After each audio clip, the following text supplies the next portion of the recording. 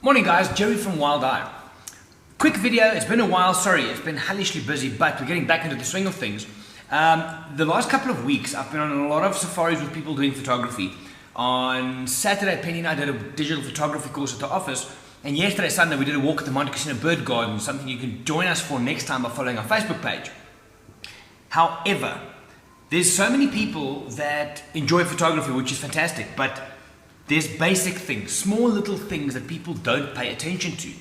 And it's something when we look at in the composition section of our courses, we discussed yesterday at the photo walk as well.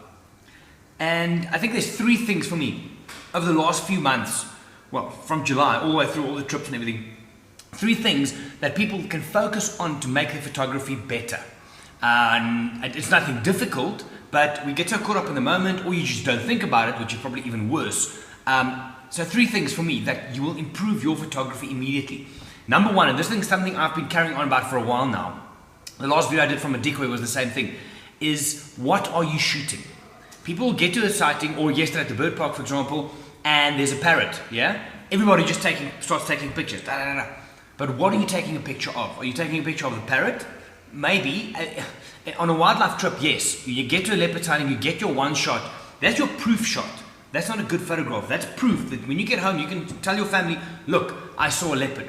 After that, what are you shooting for? Are you trying to create a portrait? Are you trying to create or capture the beautiful light? Is there interaction, emotion, whatever the case is?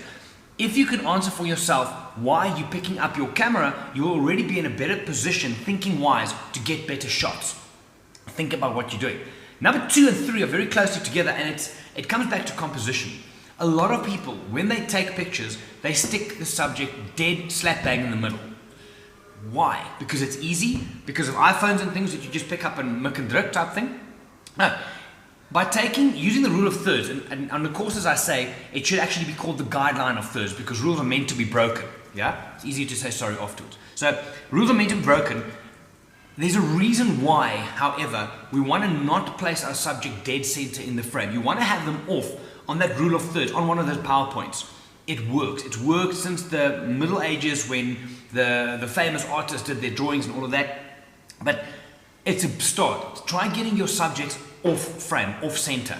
Yeah? The next one is, so many people, when they start shooting, forget what setting they're on, only get stuck in landscape mode. They never, ever, ever go off and shoot portrait. It changes the scene completely.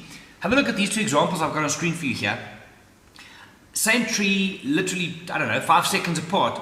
The one on the left shows me the tree in a landscape orientation. The one on the right, obviously portrait orientation. The story changes. If I'm shooting landscape, the visual energy in my image is moving side to side, left to right, yes? So it's more about the landscape and the open grasslands and the big sky on top of it. Whereas on the right-hand side, the visual energy in the image is going to move up and down. Same tree, same everything, but this time it's more about the sky and the height of the sky.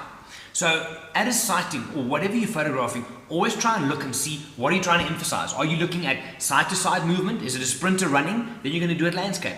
Is it someone jumping or a giraffe, for example? That visual energy goes up and down. Remember, you can do portrait mode. It is a big thing to look at. So, three things for you. Know what you're shooting. Yes, when you pick up your camera, ask yourself, let your little photographic voice ask you, why am I taking this shot? Answer that for yourself and you're on your way. Number two, don't always put your subject dead center in the middle. Yeah? There's lots of space around the frame. Use it. Your stories will enhance. And number three, don't always just shoot landscape mode. Go to portrait mode, try from there, and you'll see different storying starting to take place.